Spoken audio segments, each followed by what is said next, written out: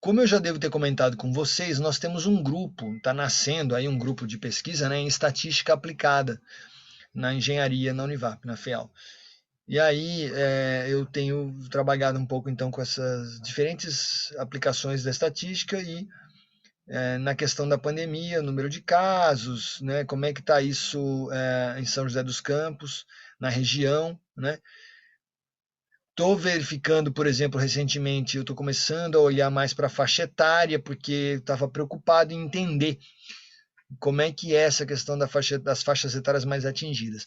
Então, eu fiz uma análise, recentemente, nesse fim de semana, fiquei olhando esses números, comparando 2020 com 2021, né? E de todas as faixas etárias, teve uma só que teve um aumento muito grande, um aumento significativo de casos, comparando 2020 com 2021, ou seja, tem uma faixa etária que agora está sendo bem mais atingida do que no primeiro momento da pandemia.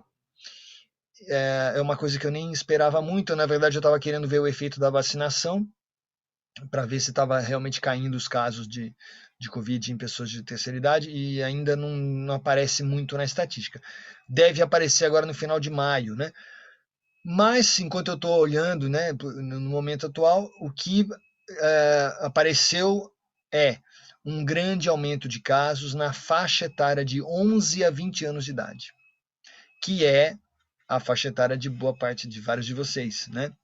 Então eu estou compartilhando isso, que significa assim, vamos nos cuidar, né? Continue se cuidando, porque é natural, muitas vezes a família, às vezes você mora com o pai e com a mãe, vai fazer as compras, vai fazer alguma coisa, a tendência é o pessoal mais jovem acabar se expondo mais, né?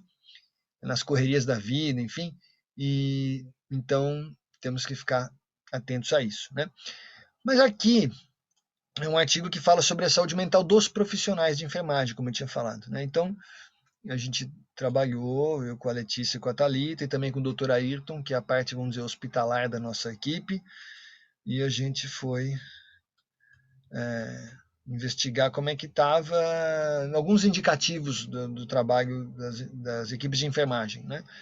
Então, só passar rapidamente aqui alguns resultados, a gente encontra aqui número de funcionários, né, que mudou um pouco, mas não foi nem aumentou tanto. Passou de 156 funcionários para 164 depois do início da pandemia, mas na verdade o que acontece? Começou a ter faltas e licenças médicas, alguns funcionários por conta da Covid mesmo, né? Como consequência, uma coisa leva a outra, aumento de horas extras, então sobrecarga de trabalho, então as equipes começam a trabalhar mais do que o esperado, e com isso também adoecem mais, né? Então a gente tem um aumento grande do número de afastamentos. 2019 para 2020, um único hospital que a gente avaliou foi de 12 para 31 casos. Então, quase o triplo de afastamentos de um ano para o outro. Muito mais em 2020, já provavelmente como efeito desse estresse da Covid, né? Alguns afastamentos diretos por Covid, outros por burnout, excesso de trabalho mesmo, doenças pré-existentes, acidente de trabalho, tudo aumentou, né? Bom, aí, com consequência disso, né, associado a isso, a gente tem, depois a gente discute, depois vocês podem acessar esse link, eu mando para vocês o link, quem quiser, o número de faltas de funcionários, né, e os motivos das faltas. Então a gente vê falecimento de parentes, gente, parentes do pessoal dos hospitais, né, vários eram, às vezes morre a tia, morre alguém que não é diretamente, que a CLT não cobre a ausência, mas a pessoa é uma pessoa querida, importante para você. Então ocorreram faltas por essa situação, fico doente, atrasos ou motivos aleatórios. A gente vai conversar com algumas dessas pessoas e é estresse mesmo, situação bem no limite, sabe, de trabalhar no limite, né? Isso apareceu, né?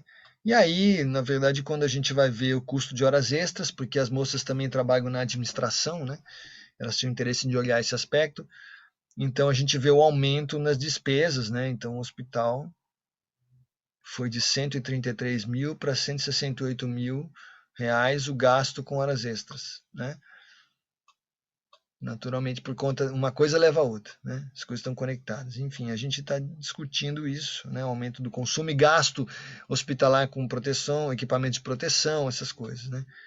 Então, de fato, o hospital está vivendo uma situação limite nas equipes e também na questão do material hospitalar, né?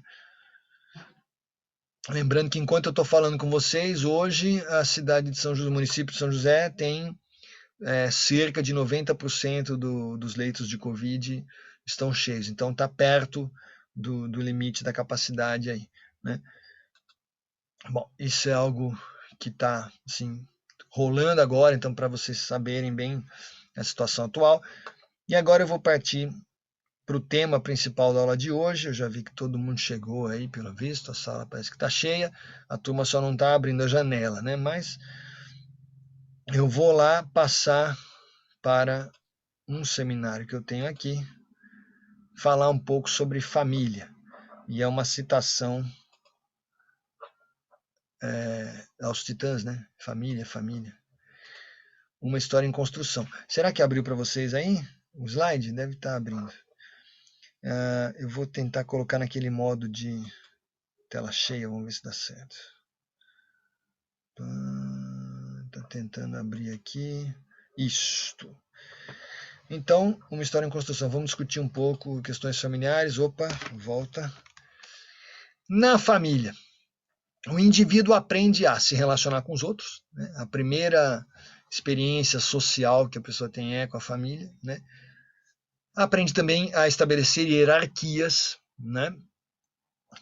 Algo importante, enfim, né? Aí tem aquela história de vez em quando toma uma bronca do pai e da mãe, né? Todo mundo já conhece um pouco essa dinâmica familiar, mas também aprende a reproduzir modelos e padrões, né? Isso ocorre também, né? E isso é bom e ruim, né? Dependendo dos modelos que você tem aí, do que a gente está falando especificamente. Nós vamos percorrer alguns assuntos, alguns temas aqui. Eu quero dar uma visão histórica para vocês da trajetória de vamos dizer, uma repressão. Eu sei que a palavra não é bonita, né? Da repressão no contexto familiar, né? Eu estou preocupado aqui, em grande parte, com questões de gênero, né? Então, assim, se a gente vai pensar historicamente lá da antiguidade, né? Pensando até no tempo em que as comunidades eram nômades, né? Então havia o deslocamento, né? E muitas vezes, o que acontecia? Havia divisões de tarefas, né? E a busca de alimentos, por exemplo, é uma tarefa predominantemente masculina. Cabia aos homens buscar, fazer a caça, às vezes a pesca, né? Então, eram tarefas mais masculinas, as mulheres ficavam na retaguarda ali. Por conta disso, né, cabia aos homens a posse dos instrumentos de trabalho e produção, né, instrumentos de caça, enfim, as lanças, né, as pedras ali, o que eles iam usar, essas ferramentas, utensílios mais voltados para caça, principalmente, ficavam de posse dos homens. Com o passar do tempo, aqui a gente está percorrendo séculos, né, mas só para dar uma ideia do contexto histórico e tal, da trajetória, né, com o passar do tempo começa a surgir aquela noção, as primeiras trocas, né, ainda não dá nem para chamar muito de comércio isso, talvez, mas os excedentes, então tem algumas comunidades que começam a juntar, tem mais caçou mais do que vai comer, enfim, o outro tem peles ou tem alguma coisa que você precisa, pedras específicas. Então começa a ver um início de uma economia de trocas, né? Muito bem. E isso vai gerando o quê? Riqueza para quem tem a produção, né? Uma riqueza que surge em decorrência do trabalho e da produção. Porém, essa riqueza está, então, naturalmente associada também com a posse dos instrumentos, né? Só vai conseguir ter caça em abundância aquele cara que tem lança boa. Então, o proprietário da lança tem aí essa questão, né? E essa riqueza tende a aumentar o poder masculino, gente. inclusive na família, né? Se a gente pensa dentro da família, então o homem é que tem aqueles instrumentos que são responsáveis pelo sustento. Isso faz com que exista uma quebra de horizontalidade aí, né? A condição econômica passa a ser desfavorável para as mulheres, né? E isso vai impulsionando, empurrando as mulheres para uma condição de submissão. Temos que lembrar que na antiguidade era comum, a gente tem culturas que eram matriarcais, onde a mulher era o centro da família, né? A gente pensa na Pachamama, grande mãe, né? E até hoje, se a gente for pensar socialmente, em diversas famílias o centro é a mãe, né? Na minha família, claramente, o centro era a mãe, né? Então ficava todo mundo em volta da mãe, enfim. Até hoje tem, né, essa questão. Porém, na questão econômica, o domínio passa a ser masculino. Até hoje tem essa questão, né? Assim, as pessoas discutem que o salário dos homens é às vezes maior no mesmo lugar, na mesma condição. Então vai surgindo um conflito, uma divergência entre os sexos que não existia até então, né? Muito bem. Seguindo aqui, a gente tem, vou lembrar estudos de Engels, já no século XIX Engels fez estudos relacionados à vida das famílias, né? E ele comenta, como outros historiadores comentam, que antigamente nem todas as famílias eram monogâmicas, nem todas as culturas tinham como quase obrigatório a monogamia, como a gente tem hoje, nessa tradição, enfim. Na verdade, não. E inclusive algumas tribos, ainda hoje, a gente pode encontrar tribos em que às vezes tem um cacique lá, tem várias esposas, pode acontecer isso. Na verdade, o que acontece? Com o início ainda rudimentar, né, desses processos produtivos, o que surge? A noção de propriedade. Eu tenho esta lança, né? Eu tenho esse material, esse apetrecho aqui e tal. E com isso, gente, olha que louco, as coisas se conectam. Isso faz com que ganhe importância a noção de paternidade. Saber quem é o pai da criança, né? Por quê? Porque a herança passa de pai para filho. Então a mãe todo mundo sabe quem é, porque a mãe ficou 9 meses carregando a criança, mas o pai às vezes poderia haver controvérsias, né? Num sistema mais liberal, num sistema mais livre, libertário, onde não havia monogamia como norma obrigatória. Então, e para você garantir a herança, né, na linhagem familiar, então era necessário estabelecer isso claramente, quem é o pai, quem é o filho e tal. E isso faz com que a monogamia passe a ser defendida. Daí todo mundo sabe, né? Teoricamente.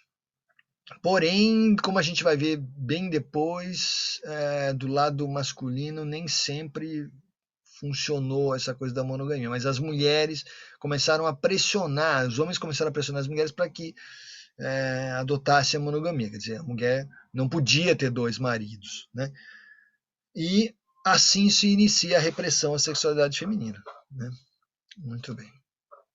Agora eu vou colocar para vocês citar alguns trechos horripilantes, talvez vocês se assustem tanto quanto eu, não sei, de normas antigas, de leis antigas, que para a gente soam bem estranhas. Então, o Código de Hammurabi é considerado o primeiro código jurídico de que se tem conhecimento. Ele, né, a vigência ali, 1728 a 1686 a.C., então foi a elaboração desse código. Eu vou ler para vocês trechinhos, né?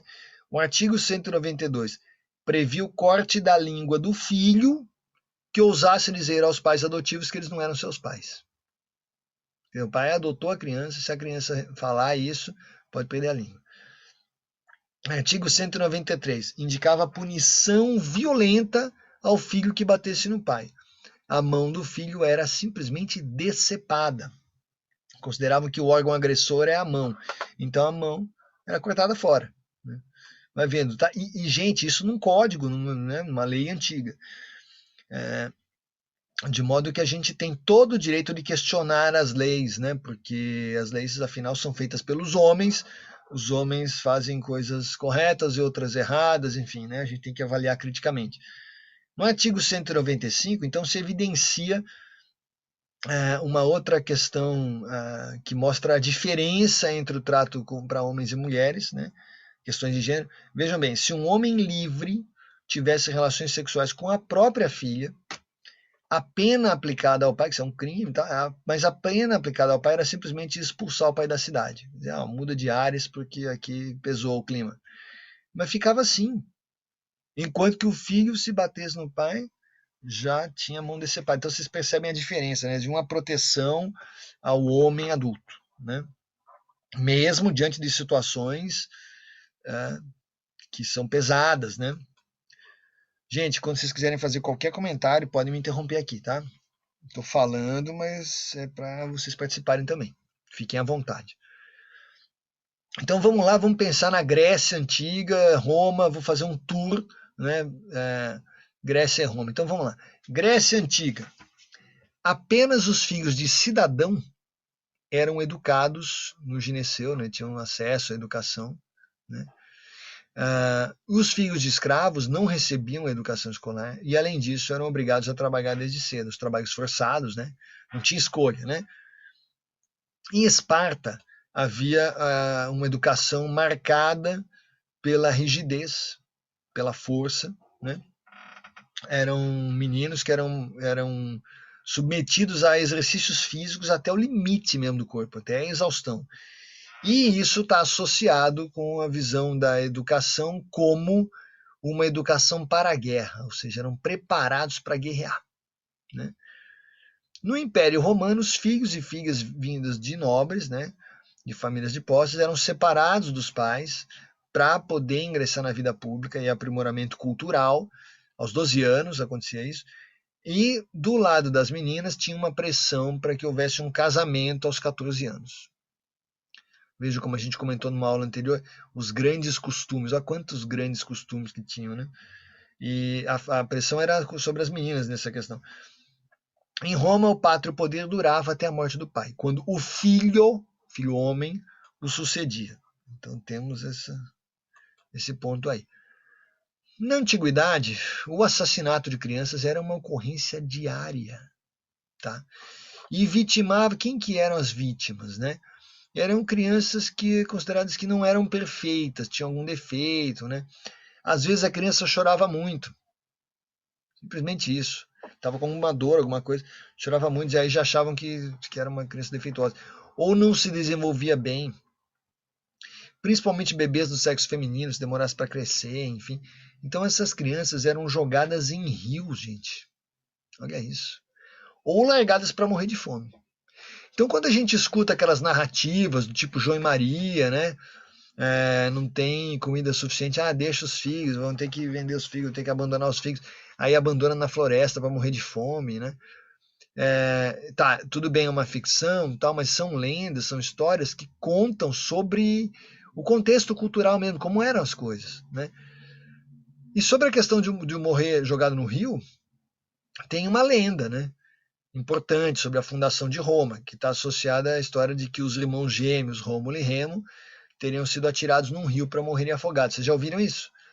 É uma história que às vezes as pessoas conhecem, tal. Então tem estátuas, esculturas, tal, que falam que representam, né, Rômulo e Remo, os gêmeos, que foram adotados por uma loba, né? Então eles mamam nessa loba e eles daí sobrevivem. Em Roma tinha uma lei no século IV, hein?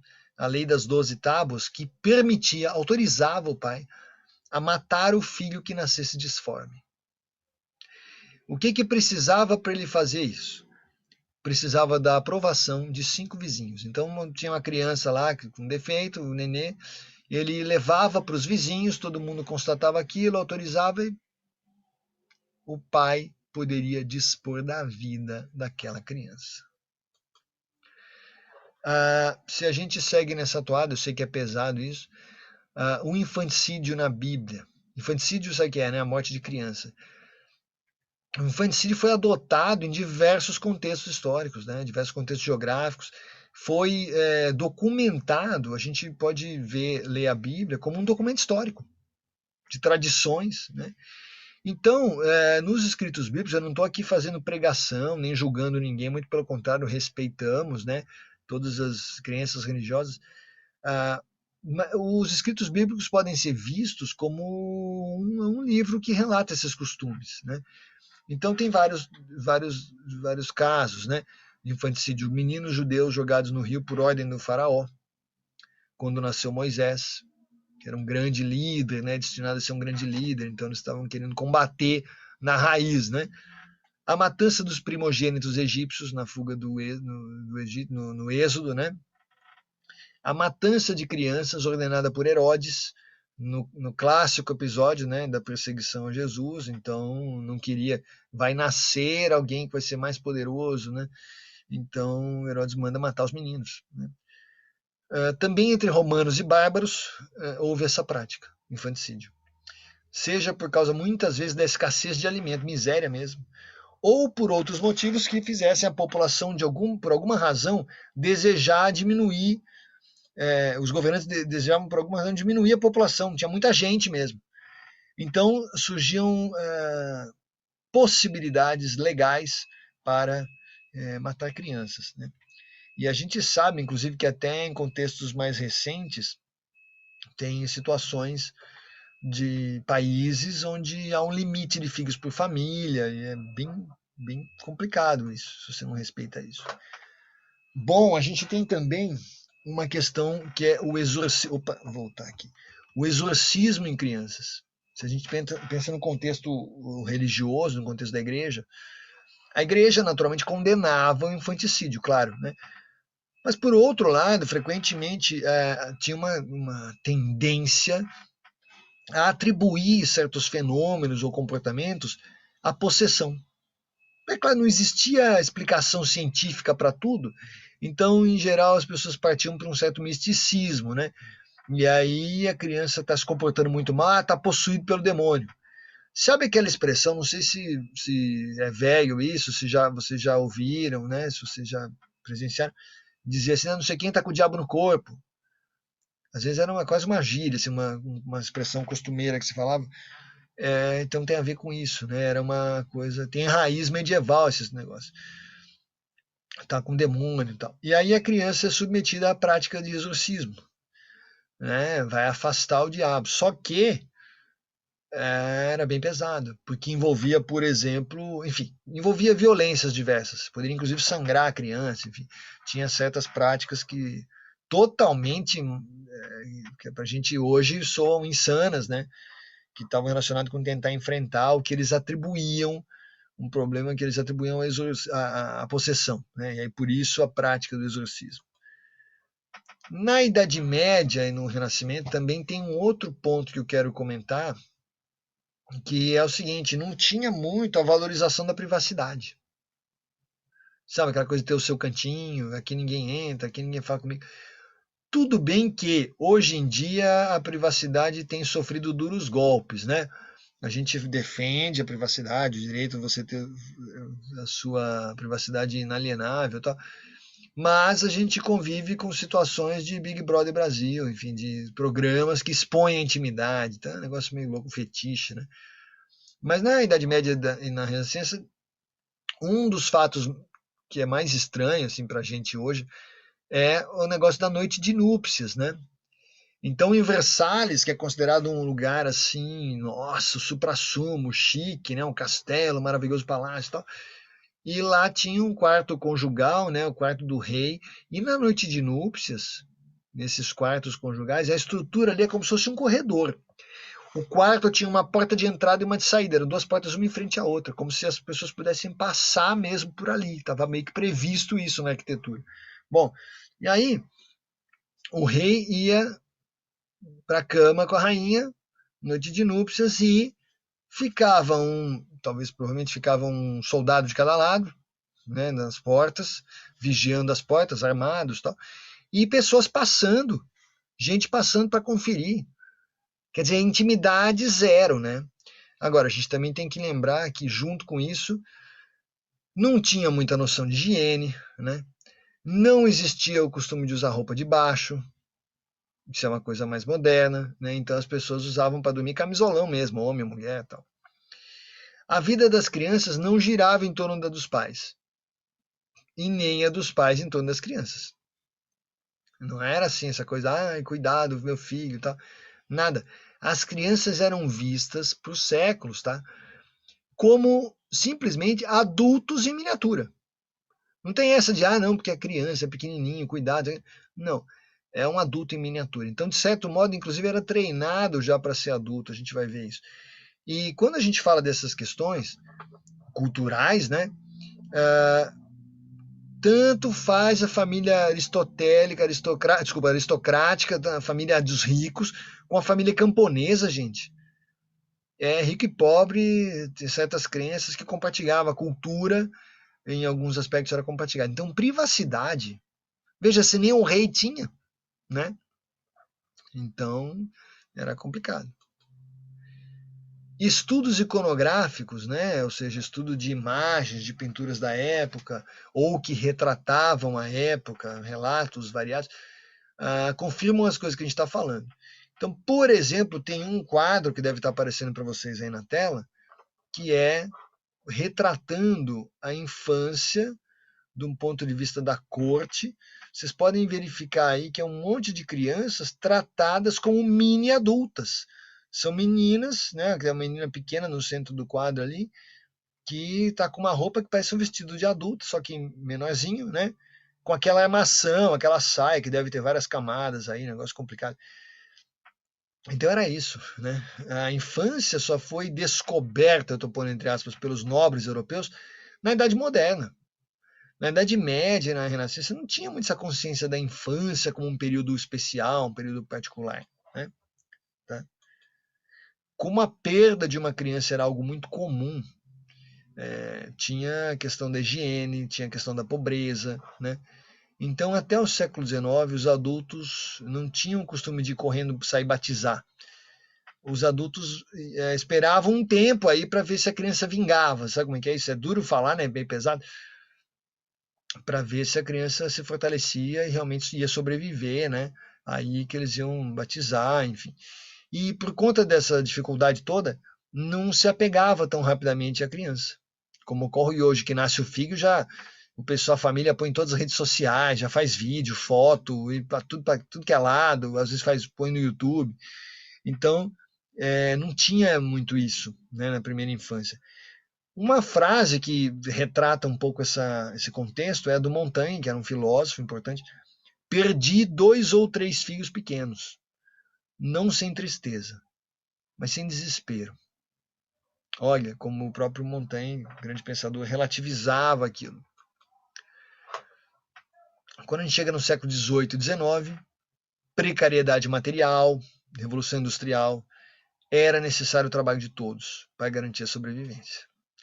E aqui aquela história, os donos dos meios de produção, né, que era dono das máquinas, contratava os outros que vendiam sua força de trabalho, e com isso, né, e os salários baixos, as crianças começavam a trabalhar cedo, nas fábricas mesmo, e deixavam de contar com o zelo dos pais. O pai não tinha tempo também de ficar cuidando da criança. Né? As jornadas de trabalho eram intensas e longas. Né?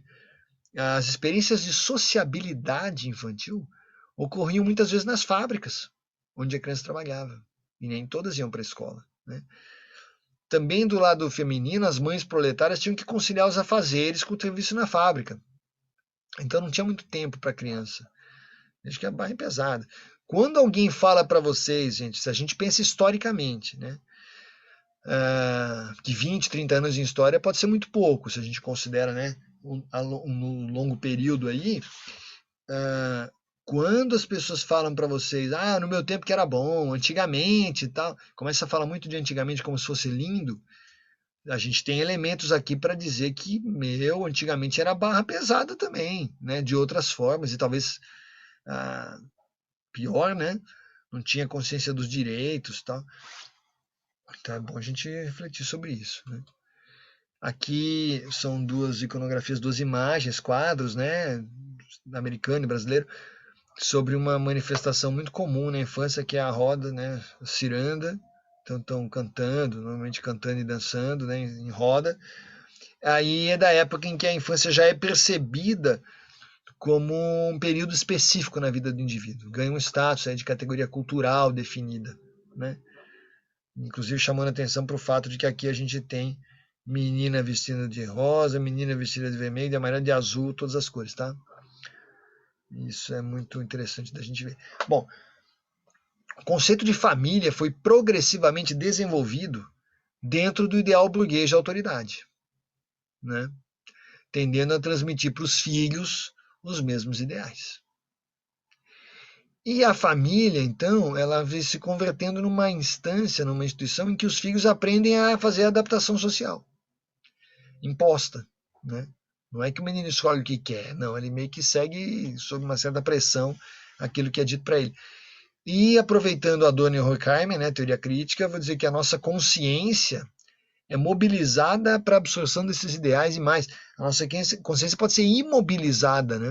A gente pode acabar ficando imóvel diante disso, então é um perigo. Fora da família também tinha, né, a questão das relações sociais, né, empregando códigos, normas, leis, né? E qual era o foco disso?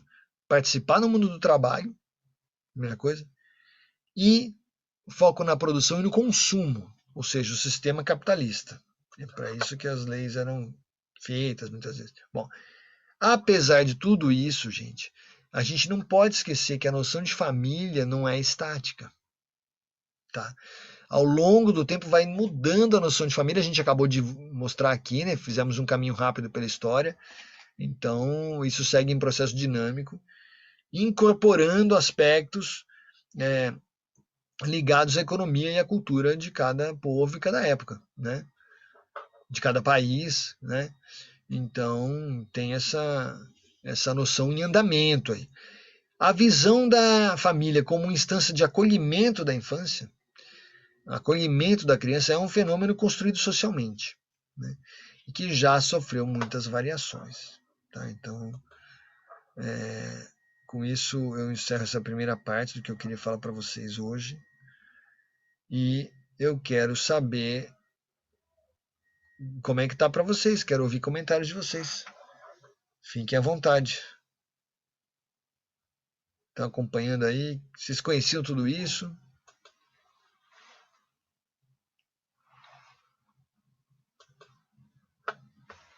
Ninguém tem nada para comentar? Vocês ficam quietinhos aqui. Tem uma segunda etapa do seminário, eu vou apresentar então, se vocês não quiserem falar nada. Mas fiquem à vontade a qualquer momento, tá? Ô, professor, o Fala. senhor tinha falado no começo que quando uma criança batia no pai, antigamente eles cortavam a mão, e quando o pai, tipo, tinha relação com a criança, eles eram obrigados a trocar de cidade? Sim, isso foi registrado num código, né? Então, Num código jurídico bem pesado, né? Você vê como que é? meio injusto também, né? Super injusto, né? O que eu estou É, mostrando para vocês aqui, ridículo. justamente, né? É uma disparidade total, né? Tipo, meio que desproporcional, né? Isso, desproporcional, bem Sim, comentado, nossa. né? Vamos lembrar também, na Idade Média, o que tinha várias loucuras, né? Se a gente pensar na época da Inquisição, tinha muita prisão, né? E as pessoas, era muito fácil dizer que era bruxa, né? Muitas mulheres foram presas e tal.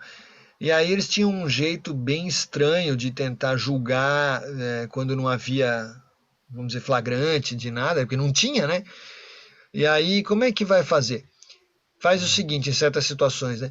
Coloca a pessoa para andar dentro, passar, atravessar a fogueira. A pessoa atravessa a fogueira e vai lá para o outro lado. Se ela sobreviver, é porque Deus estava protegendo, ela é uma pessoa pura e foi protegida.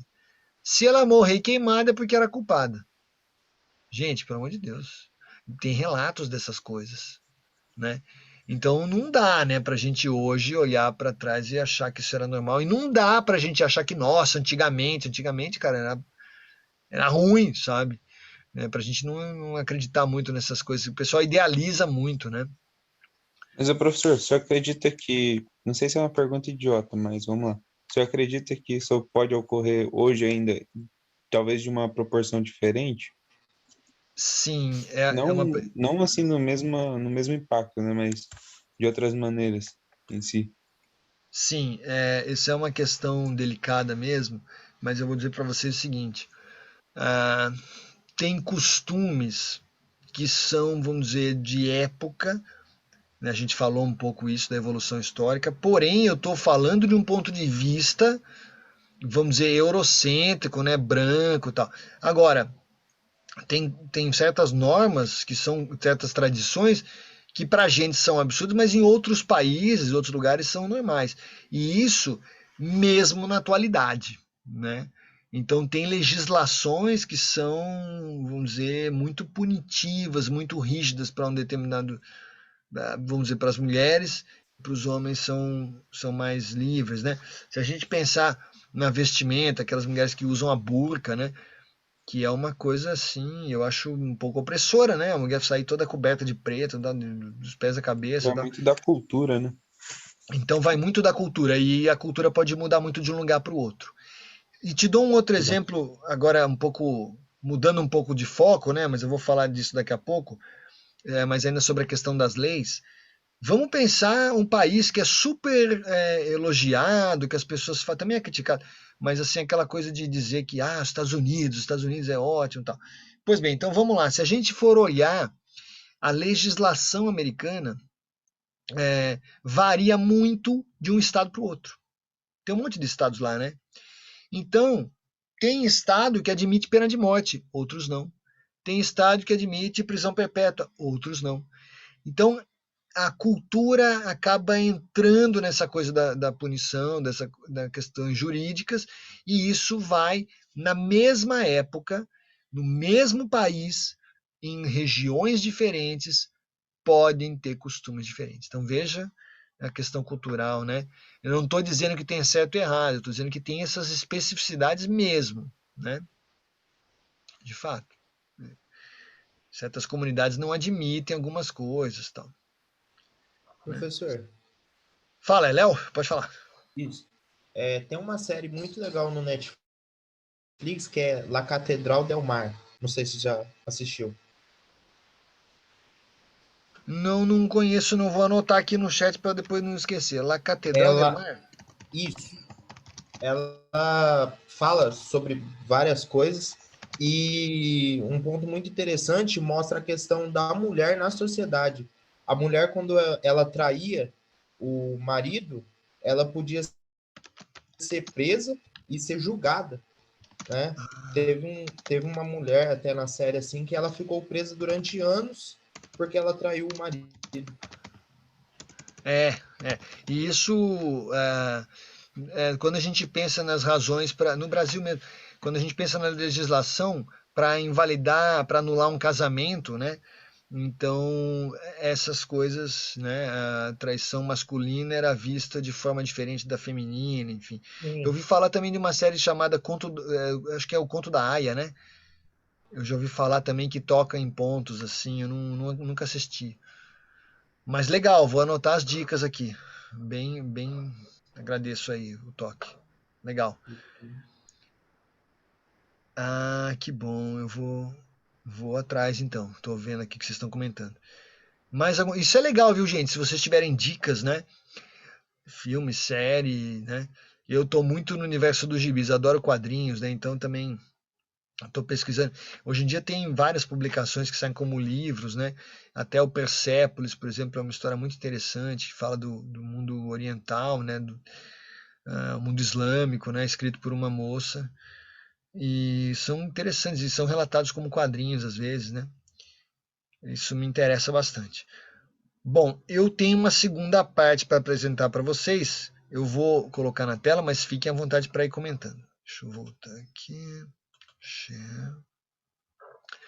De novo, é um trabalho feito muito pela professora Cláudia e eu fiz uma adaptação para vocês, que ela preparou praticamente um livro, tinha 106 slides, eu peguei, dei uma condensada, uma adaptada aqui para a gente poder ver junto, né?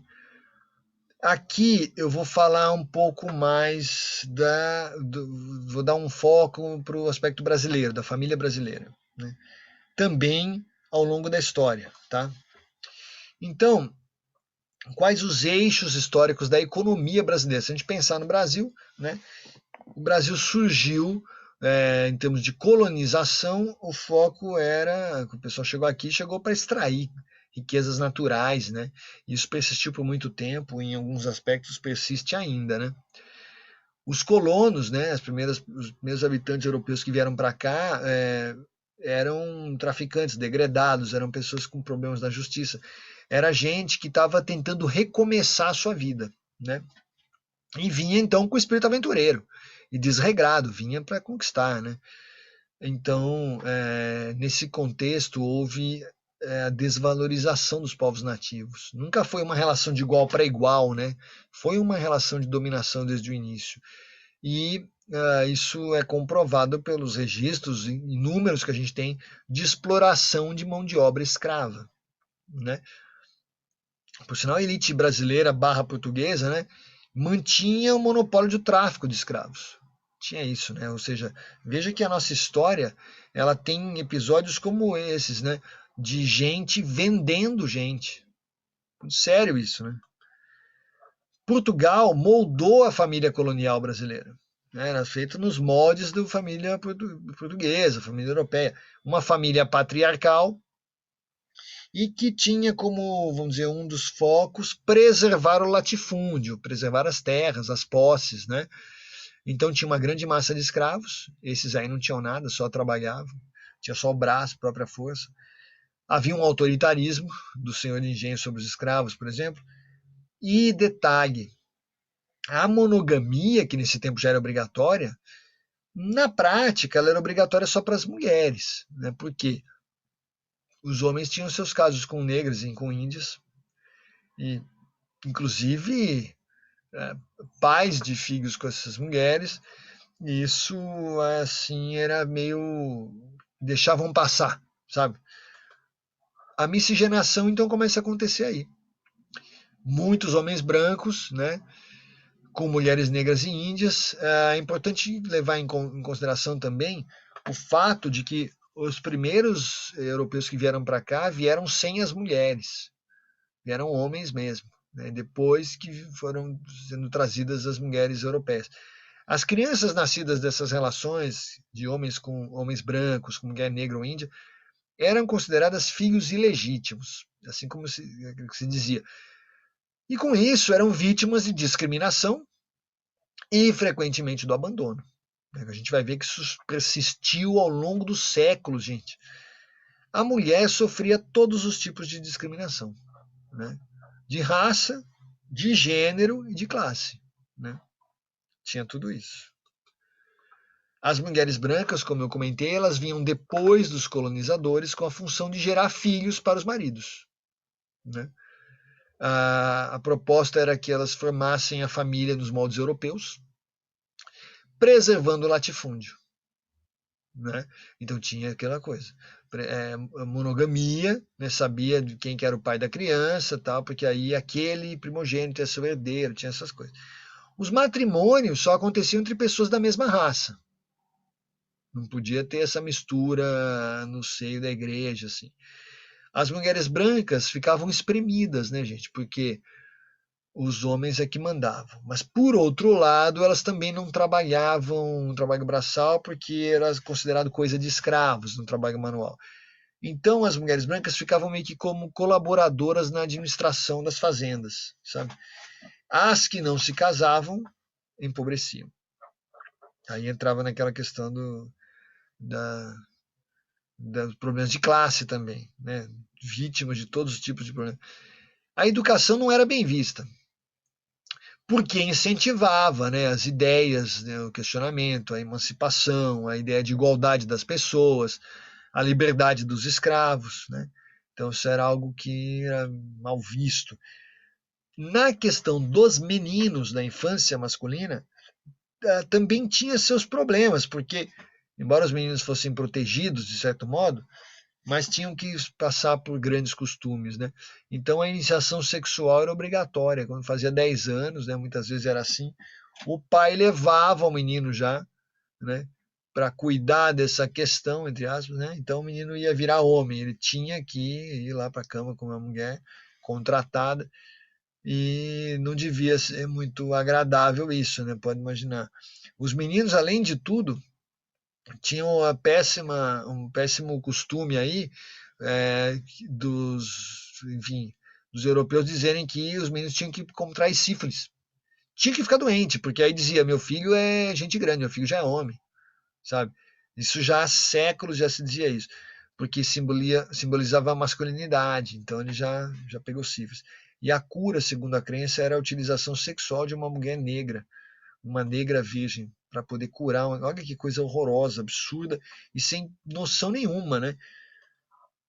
Bom, a criança escrava era o cúmulo do embaixo do embaixo do embaixo da cadeia social. Então, tinha contra si, da escala social, era uma criação que, além de tudo, né, é oprimida por ser criança, é oprimida por ser escrava, e também tinha uma questão, o custo, porque não era vantajoso economicamente para um senhor de escravos ele ter muita criança ali, porque a criança ela só dá despesa, né, o começo. Tinham que pagar, de alguma forma, sustentar a alimentação dessa criança, enquanto que ela só ia conseguir carregar peso a partir de alguma certa idade lá. Então, como consequência disso, havia um desprezo por essas crianças e havia, então, uma grande mortalidade de crianças escravas. Tá? Os filhos de escravos eram separados das mães, também tinha esse costume, né? E as mães escravas eram alugadas como umas de leite. Então a mãe tinha, aquela negra tinha leite, não sei, porque ia amamentar o filho era separado dela e ela tinha que amamentar, sei lá, o filho ou filha de uma pessoa rica, de uma branca, que não queria se prestar aquilo. As coisas, é assim que funcionava. Complicado. Bom, após a lei do ventre livre, já na segunda metade do século XIX, a criança ainda podia ser utilizada pelo seu senhor, veja, era assim que era dito, né? Dos 8 aos 21 anos, mediante pagamento ao Estado. Então veja aí o Estado sempre querendo ganhar seu dinheirinho, né? Crianças indígenas eram retiradas das comunidades também e foram adotadas, né, acolhidas nas primeiras casas de acolhimento fundadas por padres, né, e que então recebiam meninos e meninas aí nessa condição, né. Os filhos fora do casamento, né, também eram muitas vezes abandonados pelos pais e acabavam vários deles sendo acolhidos nessas mesmas casas. Então eram pontos onde acolhiam crianças sem condições ali, né? Agora vejam que coisa absurda, né? Não sei se vocês já viram esse tipo de imagem aqui. Vocês sabem o que é isso? Isso é uma roda, também chamada roda dos enjeitados. Foi comum no período colonial. Ela existia em lugares como na frente de hospitais ou nessas casas de acolhimento, né? É uma espécie de um eixo, né? Onde você tem aqui, ó, nessa parte central, você tem uma espécie de uma bandeja aqui, né? E isso gira. Ficava do lado de fora, né? De uma instituição, você girava, podia colocar uma coisa aqui, girava e ia para o lado de dentro, né? Acontece que essas rodas, esse eixo era construído para as pessoas abandonarem crianças. Então é algo que nasce da prática do abandono. Quais as crianças abandonadas? A criança ilegítima, a criança que tem algum problema, né? Crianças mulatas, filhas né, às vezes de um branco poderoso com uma negra e tal. Aí ia para a roda dos rejeitados às vezes, eram despejadas ali, depositadas. Do outro lado ficava lá, tinha padres, freiras, enfim, gente do hospital ali que acolhia, tal. Então, isso aconteceu muito e por décadas isso valeu, isso aconteceu. Gente, se vocês pesquisarem sobre as rodas de enjeitados, vocês vão achar alguns lugares dizendo que é um caráter filantrópico, né? Filantropia, que é ajudar as pessoas. Pô, gente, que é ajudar, né? Mas se a gente parar para pensar, existir essas rodas de enjeitados significa legitimar o abandono, né? É a mesma coisa que dizer que pode, que está tudo bem, né? Que se você coloca as rodas enjeitadas, Você está autorizando a discriminação, o abandono, o preconceito, né? E pior, essas rodas eram utilizadas para ameaçar as crianças. Mesmo a criança filha de rico, porque daí dizia assim, ó, se você não se comportar, eu vou colocar você lá na roda dos enjeitados. Olha o perigo. O medo que isso podia causar. Pensa, numa criança pequena ser submetida a esse tipo de tortura psicológica, né? Bom, de novo aqui falando então do Brasil, dessas coisas que a gente tem por aqui, as câmaras municipais começaram a criar impostos para manutenção dessas casas de acolhimento, para cuidar dos abandonados, e por outro lado também encaminhava esses abandonados, esses menores, para as famílias interessadas em adotar uma criança, que às vezes por alguma razão não podia ter o filho.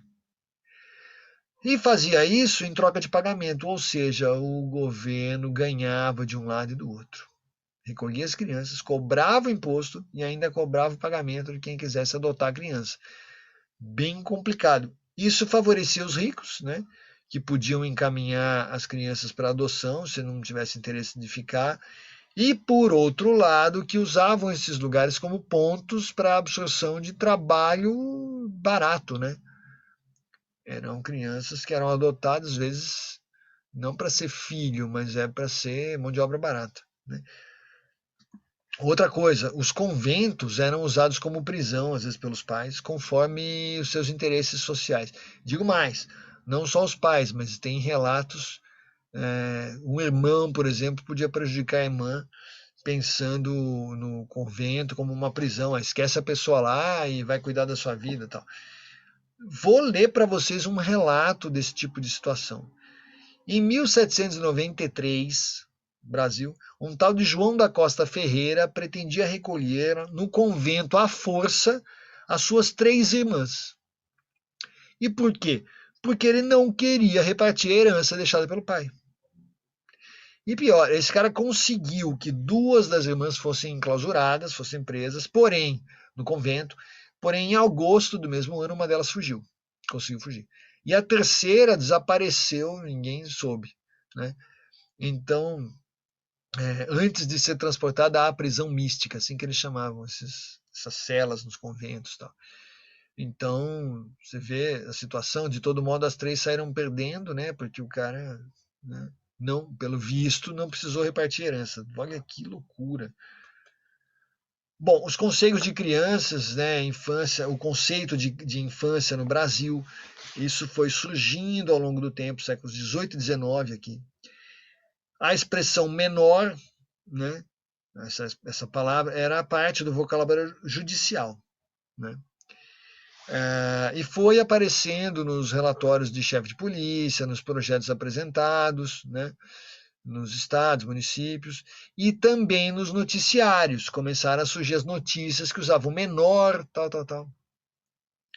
Inclusive tem uma história engraçadíssima que é o Chico Buarque, que sempre foi de família rica, né? Mas que quando era moleque foi preso uma vez, porque tinha, junto com os amigos, roubaram um carro do vizinho, sei lá, começaram a dar volta, só para fazer farra, começaram a andar. E aí saiu na matéria, primeira matéria de jornal com o Chico Buarque, quando ele era adolescente, não tem nada a ver com música, hoje ele é um ícone da música brasileira, mas a primeira imagem dele é ele, acho que com 14 anos, o menor de idade, FBH, só colocava as iniciais, foi pego tentando, né, roubar um veículo e tal. Veja bem, então a expressão menor já é antiga, né? Filho de família era uma outra expressão que filho de família se refere às crianças que são tratadas nos moldes da cultura europeia, aquelas pessoas mais protegidas, uma situação, vamos dizer, mais privilegiada, né?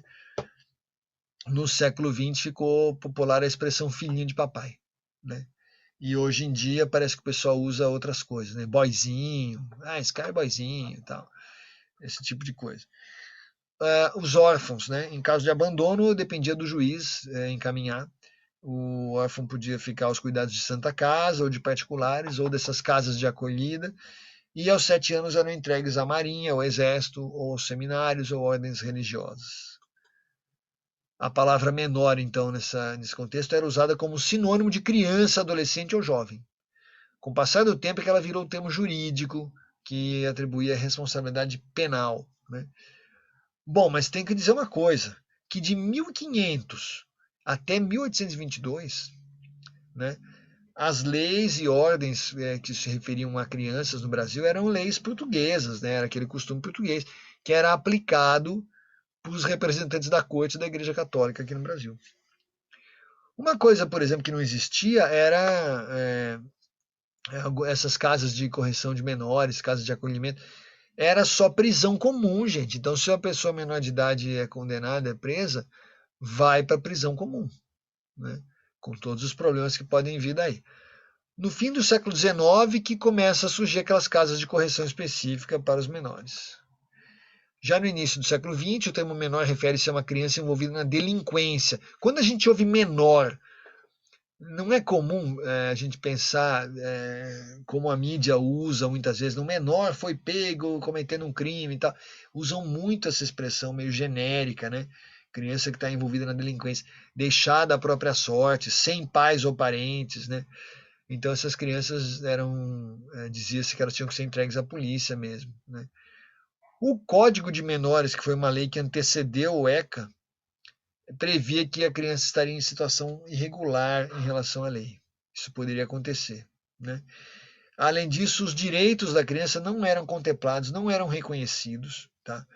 A criança dependia de um adulto para se defender. Um adulto que seria o responsável pela defesa. Agora, se a criança é órfã, né, se não tem um adulto por perto que a defenda, se não tem um defensor, ou pior ainda, em alguns casos em que o defensor ou responsável legal era a pessoa que cometia violência. E aí? Aí a criança ficava exposta, né, vulnerável a essa violência. Então é bem complicado isso. Com a industrialização, do mesmo jeito que no mundo todo, aqui também as crianças começaram a trabalhar para complementar a renda familiar. Os industriais justificavam a exploração infantil dizendo que a gente está evitando que as crianças fiquem nas ruas. Então, para tudo tem uma desculpa, né? Ah, não, tá. Estavam querendo força de trabalho barata, né? E aí dizia, não, a gente está protegendo as crianças para não ficar na rua. Os industriais foram também contra a legislação quando ela foi alterada, o Código de Menores, dizendo que só podia trabalhar a criança a partir dos 12 anos e se tivesse na escola, ou a partir dos 14 anos se estivesse fora da escola. E os caras não gostaram não queriam limites, né? Nas décadas de 30 e 40 surgiram escolas de ensino profissional, industrial, comercial, que eram autorizadas pelo governo e controladas muitas vezes por empresários, né? Quando chega nos anos 60, golpe de Estado, ditadura, criação do Serviço Nacional de Assistência aos Menores, vinculado ao Ministério da Justiça. Os convênios, nessa época, permitiram aumentar o número de obras sociais. Porém, várias dessas obras sociais eram marcadas por corrupção, tinha denúncias de corrupção. E havia uma atuação repressiva, muitas vezes contra os jovens que eles estavam querendo, teoricamente estavam para acolher, e descaso geral com os internos, falta de ações formativas, falta de saber o que fazer, né? Nesse período, a igreja denuncia a violência, ela começa a denunciar episódios violentos dentro e fora de instituições. O novo Código de Menores de 79, ele cita a exclusão, finalmente começa a falar disso como uma patologia social, uma doença da sociedade, né? E marcada por enfermidades como falta dos pais, falta dos responsáveis, pobreza, maus tratos, desvio de condutas. Em consonância com a ONU, com a Organização das Nações Unidas, né, a famosa ONU, começa-se a pensar a criança como um ser em desenvolvimento e prevendo assim a proteção integral. Isso também era uma defesa que era feita em movimentos populares, defendendo esses pontos de vista.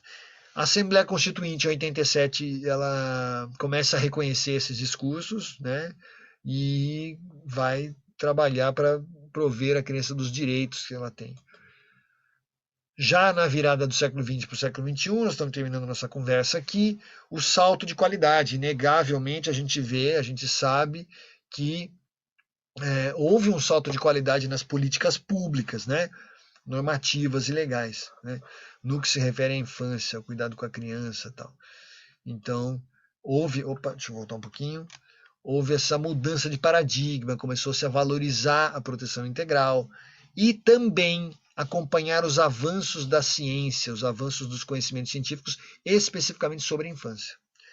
A doutrina da proteção integral veio crescendo progressivamente e deu um status de cidadania para as crianças e adolescentes. Inclusive hoje, com 16 anos, pode já tirar título de eleitor, né? A história das crianças e adolescentes, das famílias brasileiras, é marcada por abandono, maus tratos, violência, morte, sim. É uma questão complicada mesmo, né? Mas a gente precisa olhar de frente para os problemas, né? Nós temos instituições sociais vinculadas à infância. A família é a primeira, né? Primeira instituição da vida da criança.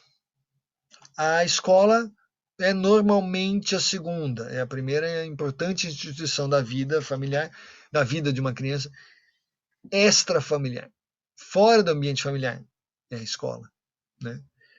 O orfanato, existem casos, inclusive, que a criança já nasce, já é institucionalizada logo que nasce. Ela nem chega a ter uma casa, um lar, né? Às vezes vai para um orfanato. A escola como uma continuação da família. Quando a gente pensa nos professores, diretores, a estrutura da escola, isso segue o modelo familiar. Tem um centro, um chefe, né? E depois vai vindo essas rodas aí. Amplia os ideais da família, reforça os ideais da família. A escola, gente, tem a função de proteção também, né? De proteção contra a violência doméstica. Então, se os professores, diretora, faxineira, enfim, os funcionários percebem que a criança chega machucada todo dia, essas coisas, teria que cuidar, teria que denunciar, pode chamar assistência social, verificar o que está acontecendo. Infelizmente, existem casos em que a escola também está envolvida numa rede de violência, isso pode acontecer e dificulta muito, então, a gente encarar de frente essa situação para resolver, né? Falar sobre isso é uma primeira tarefa. Então a escola ensina para adaptação, em vez de ensinar para libertação, muitas vezes. A igreja também é uma continuação da família. Então, padres, pastores, bispos, etc., isso também segue uma hierarquia, né? Quem que é o grande pai na igreja católica, né? Encarnado e tal, é o Papa, né? Então tem toda essa noção. A igreja, ela tem um papel importante para ser feito, que é ajudar, né, a escola e as próprias famílias a exercer essa função de proteção à criança. Então, de novo, denunciar casos de violência doméstica contra crianças, se acontecerem, se presenciar. Mas, infelizmente, também existem denúncias contra gente da igreja, gente que teoricamente religiosa, que se vale da sua condição para fazer coisas erradas, enfim, para oprimir as crianças, para, enfim, cometer violência, às vezes crimes. Também a igreja acaba ensinando mais para adaptação do que para libertação, né? Aquela coisa de honrar teu pai e mãe, né? A mídia tem culpa no cartório, né? A mídia amplia o modelo do Estado, a mídia, violência e infância, coloquei. O que acontece? No passado, a criança era força de trabalho escravo. Hoje, a criança também, às vezes, tem trabalho escravo, mas a criança hoje tem um outro papel no capitalismo, que é um alvo potencial do mercado. As propagandas, vocês podem reparar que muitas são feitas para crianças, e nem tudo é propaganda de coisa infantil, mas eles fazem uma propaganda para chamar a atenção de crianças, né? A verdade é enviesada. A gente tem muitas fake news por aí, então tem que tomar cuidado. Verdade é enviesada, mas a violência, por outro lado, é notícia. Então, aconteceu alguma coisa, contar de um jeito bem violento, bem cru. Infelizmente, essas coisas estão acontecendo também. Até um jornalismo violento, a gente vê, né? Mas a notícia gera dinheiro. E aí surgem mídias, jogos, sites voltados para a criança. E mesmo aquelas que são aparentemente inocentes, também disseminam violência. Sabe aquele joguinho? Ah, que joguinho bonitinho, que simpático, é só de bichinhos, tal. Daí vai lá um coelho, arranca a cabeça do outro, sabe? Tem umas coisas estranhas. Esse tipo de denúncia foi feito num seriado que eu adoro, os Simpsons, desenho animado, né? Simpsons acho que está no livro dos recordes, é a série há mais tempo em cartaz, né? E tem os personagens que eles veem na televisão. Então a família assiste televisão e um desenho que eles veem é o Comichão e Coçadinho, não sei se vocês já viram, que é super violento. Bom, a banalização da violência, com tudo isso, ela acaba atendendo o propósito dos capitalistas, vai vender jornal. Então é uma coisa que aparece. No século XX, a psicologia se debruçou sobre a construção da ideia de criança, de infância, com contribuições importantes de vários teóricos. Talvez o primeiro a citar seja Freud, mas a gente pode falar de Freud, Piaget, Vygotsky, Makarenko, Vallon e Watson, né? Apesar de serem estudiosos que têm vivências diferentes, posicionamento diferente, né? Todos eles são muito importantes para a construção de uma nova concepção de infância, né, gente? Para adaptar o processo educativo. O Estatuto da Criança e do Adolescente, o ECA, foi uma grande conquista, um marco histórico na política pública da infância no Brasil. Tá? Não podia terminar sem falar isso. E, por fim, hoje é dia... Que dia que é hoje mesmo? Vocês se lembram? Dia do mês? 17 de maio, não é isso? Olha lá, amanhã, então, a gente tem o dia 18 de maio, que foi autorizado e criado em lei como um dia que fala sobre a luta, uma luta importante, o Dia Nacional de Combate ao Abuso e à Exploração Sexual de Crianças e Adolescentes. Tá? Então amanhã vai nas redes, a gente vai fazer postagens, né? A Faculdade de Ciências da Saúde está cuidando disso. Esquecer é permitir, lembrar é combater. Então mesmo quando é tenso, quando é uma coisa de violência, uma coisa triste, difícil de falar, mas você fazendo isso, você está ajudando, tá? É importante a gente pensar nesse sentido, né? A gente tem que colocar luz sobre essas coisas para tentar resolver o problema, né? Essa data foi escolhida porque foi a data em que ocorreu um assassinato horrível em Vitória, no Espírito Santo, de uma criança de 8 anos, uma menina de 8 anos. Então, tem um histórico aí para essa escolha, né? Essa violência pode ocorrer tanto no abuso sexual, intrafamiliar ou interpessoal, como exploração. E tem fatores de risco que são aqueles que a gente já imagina, né? Classe social, gênero, etnia, orientação sexual e condição econômica. Então a gente tem que mobilizar, a gente tem que falar. O assunto não é a coisa mais agradável do mundo, é um assunto importante, difícil, mas que merece a nossa atenção e nossa reflexão, né? Então tem o site aqui www.façabonito.org, o curso do Serviço Social que está fazendo essa divulgação aí. E assim foi que eu falei sem parar direto e vocês estão quietinhos aí ouvindo. Então quero saber se está tudo bem e terminei minha apresentação por hoje. Quero ouvir vocês um pouco. Como é que tá?